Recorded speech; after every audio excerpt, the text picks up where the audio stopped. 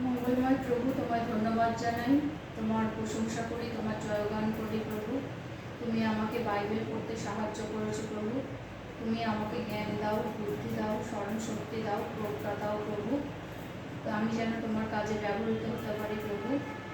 তুমি আমাকে আশীষ দান করো, আমি যেন তোমার বাক্য প্রচার করতে পারি, জনসমাজে যেন তোমার নাম প্রচার করতে পারি প্রভু। এই আশীর্বাদ তুমি আমাকে করো। এই প্রার্থনা প্রভু যীশু খ্রিস্টের নামে চাই, আমেন। আজ আমি পাঠ করে শোনাবো গীত সংহিতা 32 অধ্যায়। ধন্য সেই যাহার অধর্ম ক্ষমা হইয়াছে, যাহার পাপ আচ্ছাদিত হইয়াছে। ধন্য সেই ব্যক্তি যাহার পক্ষে সদাপ্রভু অপরাধ গণনা করেন না ও যাহার আত্মায় প্রবঞ্চনা নাই।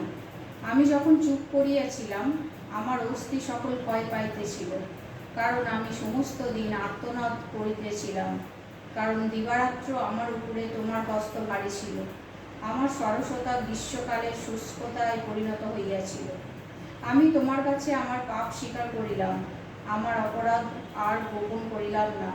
আমি কহিলাম, আমি সদাপ্রভুর কাছে নিজ অধর্ম স্বীকার করিব, তাহাতে তুমি আমার পাপের অপরাধ মোচন করিবে। এই জন্যে যখন তোমাকে পাওয়া যায়, প্রত্যেক সাধু তোমার কাছে প্রার্থনা করুক।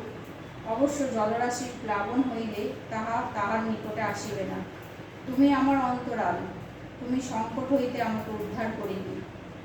আমি তোমাকে বুদ্ধি দিব ও তোমার গন্তব্য পথ দেখাইব। তোমার উপরে দৃষ্টি রাখিয়া তোমাকে পরামর্শ দিব। তোমার অশ্ব ও অশ্বত্বরের ন্যায় হইও না, যাহাদের বুদ্ধি নাই। বলগা ও লাগাম ভূষারূপে পড়াইয়া তাহাদিগকে দমন করিতে হয়, নতুবা তাহারা তোমার নিকটে আসিবে না।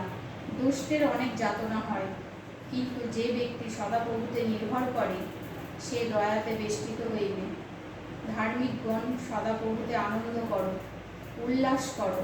হে সরল চিত্ত সকলে, তোমরা আনন্দ ধ্বনি করো। ঈশ্বর তার বাক্যে আশীর্বাদ করুক, আমেন।